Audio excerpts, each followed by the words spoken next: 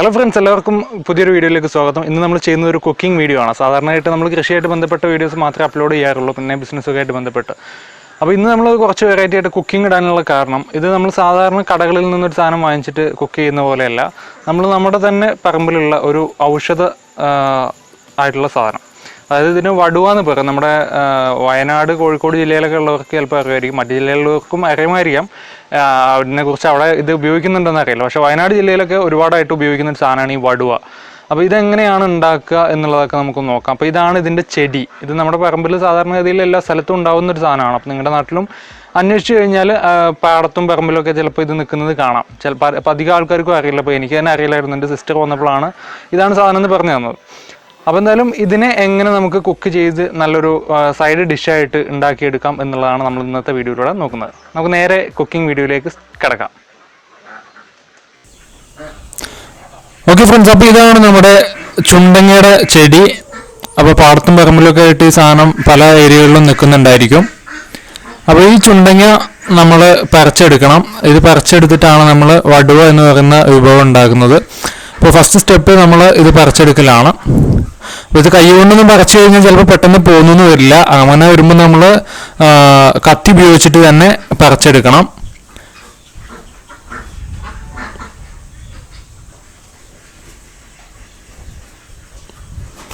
അപ്പോൾ ഇതുപോലെ ഒരു കത്തി ഉപയോഗിച്ചിട്ട് അത് സിമ്പിളായിട്ട് പറിച്ചെടുക്കുക.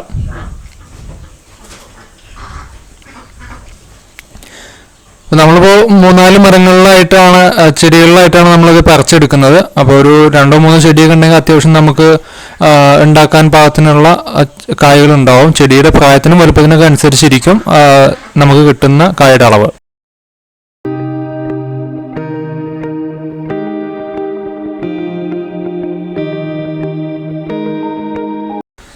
ഇപ്പോൾ നമ്മളൊരു പാത്രം മുഴുവനായിട്ട് പറിച്ചെടുത്ത് വെച്ചിട്ടുണ്ട്. അപ്പോൾ ഇതിൽ ഈ വെള്ള കളർ കാണുന്ന ഭാഗമൊക്കെ നമ്മൾ ഒഴിവാക്കേണ്ട സാധനങ്ങളാണ്. അത് പൂപ്പലടിക്കുന്നതാണ്. നമ്മുടെ ഓമക്കായലൊക്കെ വരുന്ന പോലെ ഉള്ളതാണ്. പിന്നെ ഈ കാണുന്ന ചെറിയ ചെറിയ കായ്കൾ ഈ കൊലയിൽ ഉണ്ടെങ്കിൽ അതും പറിക്കാതിരിക്കുന്നതായിരിക്കും നല്ലത്. കാരണം അത് ഭാവിയിൽ വളർന്ന് എല്ലാം ഒരേപോലെ വലുതായിട്ട് മൂത്ത് വരും. അപ്പോൾ എല്ലാ കായ്കളും വലുതായി നിൽക്കുന്നതാണ് നമുക്ക് മൂപ്പുള്ളത്. അല്ലാത്ത കായ്കൾ പറിച്ചാൽ ചിലപ്പോൾ കയ്പുണ്ടാവാനുള്ള സാധ്യത ഉണ്ട്. നമ്മൾ ഈ മൂത്ത കായ്കളൊക്കെ പറിക്കാതെ അങ്ങനെ തന്നെ ഉണങ്ങിയൊക്കെ വീണിട്ട് അതിൻ്റെ ചുവട്ടിലൊക്കെ പുതിയ തൈകളൊക്കെ മുളച്ചുണ്ടാവുന്നുണ്ടായിരിക്കും. അപ്പോൾ നമുക്ക് ഈ വിഭവം ഇഷ്ടപ്പെടുകയാണെങ്കിൽ ഭാവിയിൽ നമുക്ക് അത്തരം തൈകളെ മാറ്റി നട്ടിട്ടും നന്നായിട്ട് പരിചരിച്ചിട്ടും ഒക്കെ കൂടുതൽ കായ്കൾ ഉണ്ടാക്കിയെടുക്കാൻ കഴിയും. അപ്പോൾ നമ്മളിപ്പോൾ നമ്മുടെ സാധനമൊക്കെ പറിച്ച് ചുണ്ടങ്ങ പറിച്ച് കൊണ്ടുവന്ന് വെച്ചിട്ടുണ്ട്. അപ്പോൾ ഇനി അടുത്ത സ്റ്റെപ്പ് എന്ന് പറയുന്നത് ഇതിനെ അടർത്തി എടുത്തിട്ട് അതിനെ ക്ലീൻ ചെയ്യലാണ്.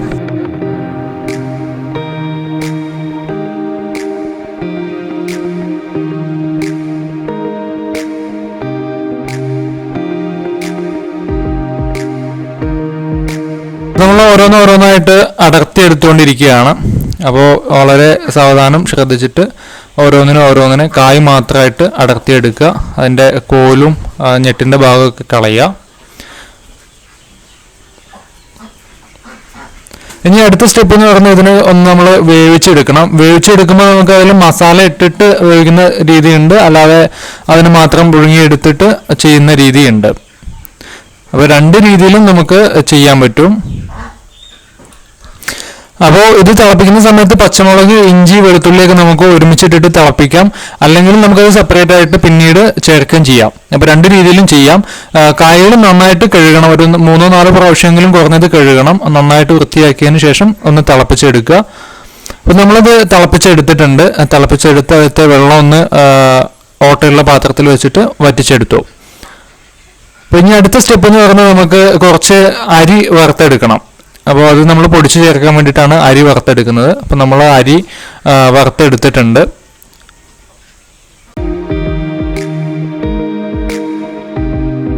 ഇതിലേക്ക് വേണ്ട മസാലകളാണ്. അതിൽ ഇഞ്ചി, പച്ചമുളക്, അതുപോലെ തന്നെ കറിവേപ്പില, പിന്നെ കുറച്ച് വെളുത്തുള്ളി. അപ്പോൾ ഇതൊക്കെ നമ്മൾ എടുക്കുന്ന സാധനത്തിന് ആനുപാതികമായിട്ട് നമ്മുടെ ഒരു ആവശ്യത്തിനനുസരിച്ചിട്ട് എടുത്താൽ മതി.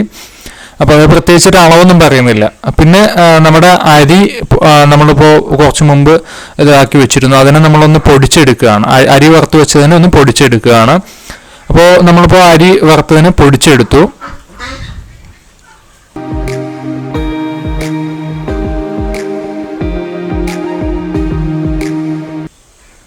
നമ്മൾ കുറച്ച് ചൂടുവെള്ളം വെച്ചിട്ട് അതിലേക്ക് നമ്മുടെ വെളുത്തുള്ളി അതുപോലെ തന്നെ പച്ചമുളക് അങ്ങനെയുള്ള മസാലകളെല്ലാം കൂടെ അതിലേക്കിട്ട് തിളപ്പിക്കുകയാണ്.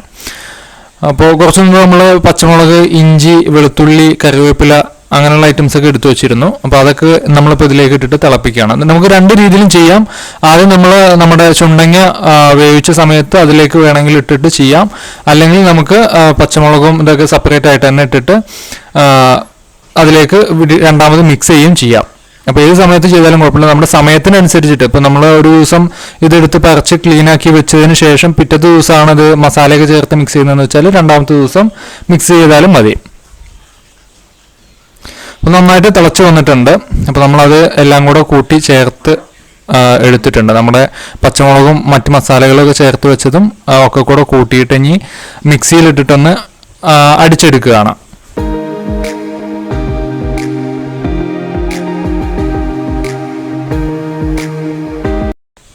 അപ്പോൾ നമ്മൾ മിക്സിയിലിട്ടിട്ട് അത് അടിച്ചെടുത്തു. അപ്പോൾ ഇതുപോലൊരു പേസ്റ്റ് പോലെ ആയി കിട്ടിയിട്ടുണ്ട്. അപ്പോൾ ഇതാണ് നമ്മുടെ ചുണ്ടങ്ങയും മസാലയും കൂടെ ചേർന്നിട്ടുള്ള ഒരു മിശ്രിതമാണ് ഈ ഇരിക്കുന്നത്.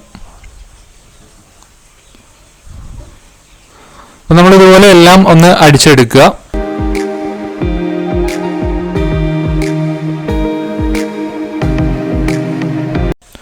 ഇനി അടുത്ത സ്റ്റെപ്പ് എന്ന് പറഞ്ഞാൽ നമ്മൾ അരി വറുത്തത് പൊടിച്ചെടുത്തിരുന്നു. ആ അരി വറുത്തത് പൊടിച്ചെടുത്തതും കൂടെ ഇതിൻ്റെ ഒപ്പം ചേർത്തതാണ്. അപ്പോൾ നമുക്ക് ആവശ്യമായിട്ടുള്ള ഉപ്പ് ഇതിന് മുമ്പായിട്ട് ചേർത്ത് കൊടുക്കുക. ഉപ്പിനും അളവ് പറയുന്നില്ല, നിങ്ങളുടെ ആവശ്യത്തിനനുസരിച്ചിട്ട് ഉപ്പ് ചേർക്കുക.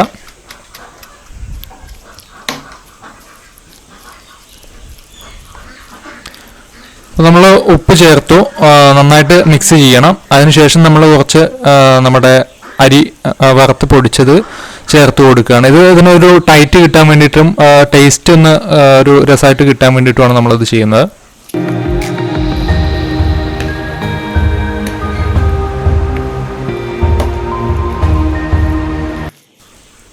ഓക്കെ, എന്നിട്ട് നന്നായിട്ട് ഒന്ന് മിക്സ് ചെയ്ത് കൊടുക്കുക. അപ്പോൾ രണ്ടാമതായിട്ട് നമ്മൾ പിന്നെ ഇതിലേക്ക് മസാല ചേർക്കുന്നത് കുരുമുളക് പൊടിച്ചതും ബിരിയാണി മസാലയും കൂടെ ചേർത്തിട്ടാണ്. അപ്പോൾ ബിരിയാണി മസാല കടകളിൽ വാങ്ങിക്കാൻ കിട്ടും. കുരുമുളക് പൊടിച്ചത് നമ്മൾ തന്നെ നല്ല നാടൻ കുരുമുളക് എടുത്തിട്ട് പൊടിച്ചെടുക്കുന്നതായിരിക്കും എപ്പോഴും നല്ലത്. അപ്പോൾ അതും നമ്മുടെ എടുത്തിട്ടുള്ള കായുടെയും മൊത്തത്തിലുള്ള മിക്സിൻ്റെയും കൂടെ അളവിന് ആനുപാതികമായിട്ട് നിങ്ങളുടെ എരിവിനും കൂടെ കണക്കാക്കിയിട്ട് മസാല ഇടുക. അത്യാവശ്യം മസാല ഇടുന്നതായിരിക്കും നല്ലത്, അല്ലെങ്കിൽ ചിലപ്പോൾ ഒരു ചെറിയൊരു കയ്പ്പ് തോന്നാനുള്ള സാധ്യത ഉണ്ട്. അപ്പോൾ അതൊക്കെ ഇട്ടിട്ട് നന്നായിട്ടൊന്ന് ഇളക്കിയെടുക്കുക.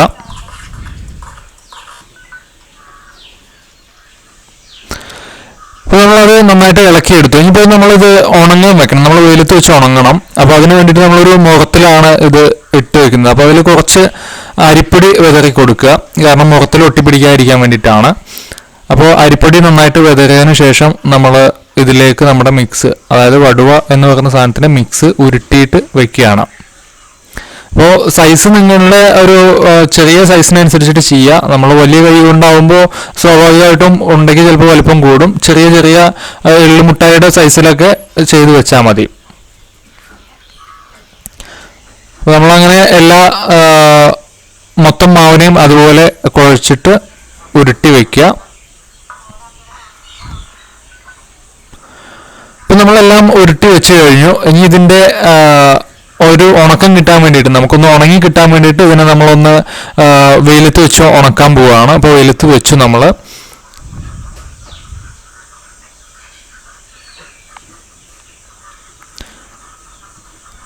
അപ്പോൾ ഇതുപോലൊരു 4-5 ദിവസമൊക്കെ നമ്മൾ വെയിലത്ത് വെച്ച് നന്നായിട്ട് ഉണക്കിയെടുക്കണം. നമുക്കിത് ഒരു വർഷം വരെ ഇതുപോലെ സൂക്ഷിച്ച് വെക്കാൻ പറ്റും. അപ്പം ഇനി ഇത് കഴിഞ്ഞിട്ട് നമ്മളിതിനെ കുക്ക് ചെയ്യാൻ പോവുകയാണ്.